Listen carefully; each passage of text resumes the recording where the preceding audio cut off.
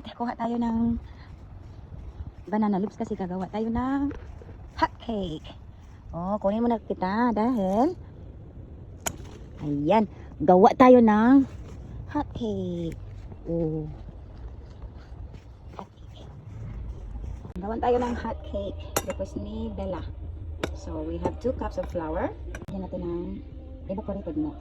Then, brown sugar. Brown sugar, half cup. Wala measured na. Kasi maano siya, itubugol. Ayun siya, oh. Kinuha ko na yung malaking pieces. O, di ba? Hindi naman ang kamay ko dahil. Ayan na siya. Paghaluin natin, lalagyan natin siya ng itlog. Yung itlog. Okay, isa lang. Then, pwede natin. Ano lang to, tansya-tansya, no? There is no measurement. Kasi sanay na tayong gumagawa ng hot cake. Then, lalagyan natin siya ng food coloring in the end. As you can see, you can also use a white sugar, by the way. Tsaka pwede rin, kasi last time, gawa din ako ng hot cake na no sugar. Gawa ako ng monk fruit. It depends sa anong gusto nyo yung consistency, na yung sugar na gusto nyo. Gusto nyo ba matamis, gusto nyo ba no sugar, o gusto nyo plain white sugar lang. Sige, lagyan pa natin yan ng dagdag fulcrum milk. Kanina nilagyan natin ng evaporated. This naman is 2% milk, kahit anong milk. O, walang tansya-tansya, maybe 1 cup or 1 half. Depende yun sa ano niya. Hindi ako gumagamit ng tubig.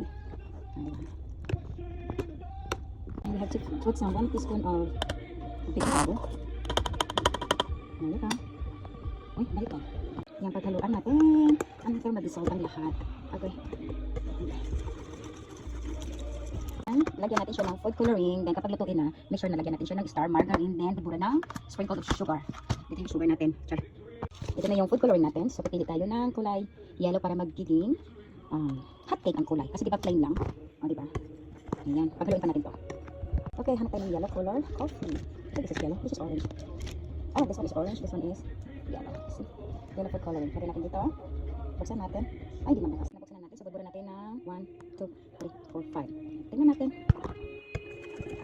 Kaya ka, kulay yellow.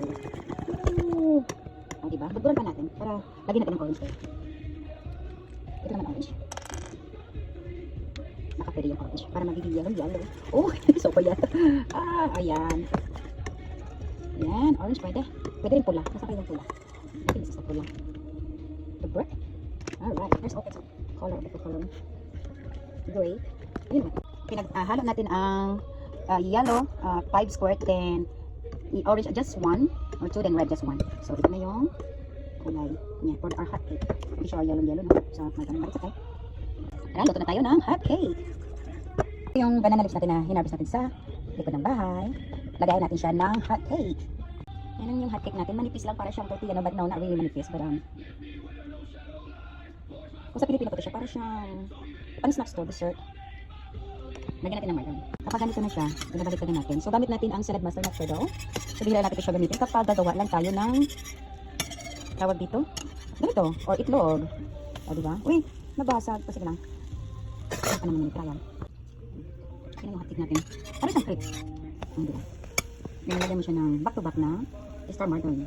Nilagyan ng, ang hirap no? Kapag isang kamay na. Lagyan mo siya ng sugar. Sprinkle it. Yan yung una natin. Ayan, then lagay siya. Yummy. Then next, we're gonna go second. Ipin na natin. Kasi aksaya sa kuryente siya. Aksaya sa kuryente. Ayan, malaki design. Ano ba? Ganda! Ano ba yan? Yung oil. Sige na nga. Then sugar natin. Ayan. Hinaan natin kasi yun, nasa medium lang naman. Okay, then lagyan natin ng star margarine. Para siyang pancake, no? Well, it's kind of similar to pancake, but this one is like a cake. Cake ba yun? Sa Pilipino ba? Kung tatawagin natin. There you go. Then balik natin.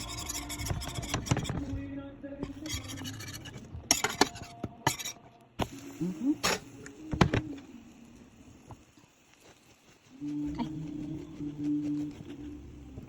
Kaya dito nauubos yung ano ko eh. Yung margarine ko sa hot cake lang. Hot cake lang. Ano ba? Done. Ayan. Meron na tayong dalawang hot cake. Kaya natin tumitin guys. Ito manipis na guys. Tignan natin. Kasi nga, snack time naman eh. Diba? Sarap naman ito. Oh my god. Okay. Okay.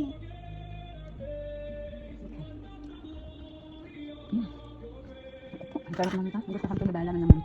Napis na ito eh. Okay. lang talaga nagpapasarap ng hotcake, yung star margarine, galing Pinas. Siyempre, lagi mo rin ng evaporated milk, no? Sa noon kasi,